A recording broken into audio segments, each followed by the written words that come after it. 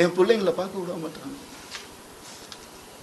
என்னோட lives happiest டேன்னு நான் ட்வீட் பண்ண அவனும் நானும் சேர்ந்து டிக் டிக் டிக் படம் நடிக்கும் போது ஏன் பிள்ளைங்க நான் எப்படிங்க விடுவேன்?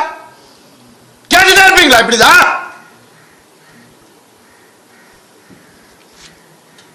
50 லட்சம் ரூபா தெரியுமா? 2 பேர் ஸ்கூல் ஃபீஸ். எத்தனை வருஷம் நான் கட்டி பார்த்துட்டு இருக்கேன். அவங்களுக்கு நல்ல லைஃப் கிடைக்கணும்னு. குழந்தைங்க பத்தி என் பாசத்தை பத்தி பேசாதீங்க. உங்க யாருக்கும் எதுவுமே தெரியாது.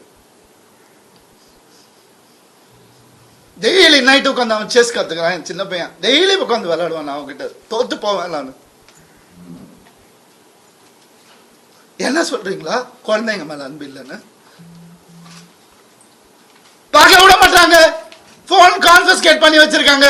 ஸ்கூலுக்கு பாடி கார்டு அனுப்புறாங்க. என் பசங்க பார்க்கணும் இந்த வீடியோவை. தெரிச்சு தானே ஓடி வந்தேன் நான். அந்த லைஃப் பிடிக்கலன்னு இத்தனை நாள் இருந்தால அப்பெல்லாம் தெரியலையா? நான் அப்பெல்லாம் பார்த்துக்கல. எவ்வளவு கோடியில வீடு என்ன கேளுங்க போய் வெளியில. ஈஸியாரே சொல்லும். யாருக்காக? எல்லாம் அவங்களுக்காக தான் நான் பண்ண. இருக்கும் போது பார்த்துக்க முடியல. நான் இல்லாதப்ப மூடிட்டு இருக்கணும்.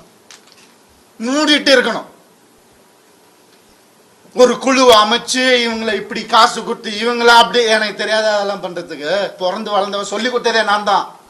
ஏன் தெரியுமா? நான் திரும்பி வந்த 6 மாசம் நான் காணாம போயிருந்தேன். வேணாம் தேங்க்யூ.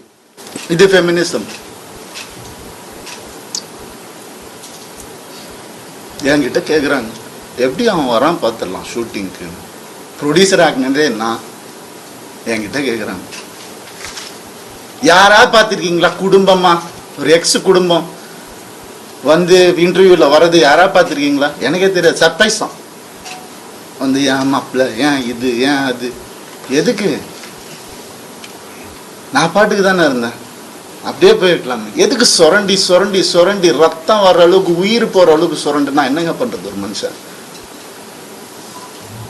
எனக்கு இப்படிலாம் பேச தெரியாதா?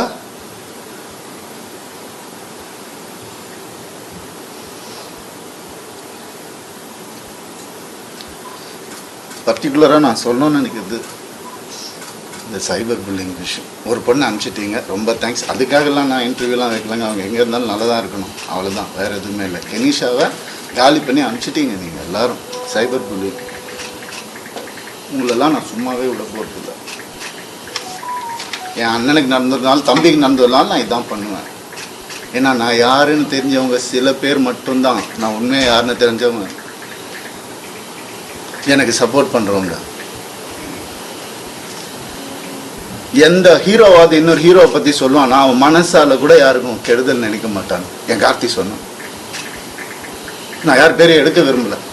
நண்பன் பிரபுதேவா சார் சொன்னார், ஐசிர் சார் காப்பாற்றினார் எனக்கு. கொஞ்ச நாள் வீட்டை விட்டு நான் எதுவுமே இல்லாமல் வந்தவன் நான். இப்போ நான் வாடகை வீட்டில் இருக்கிறேன்.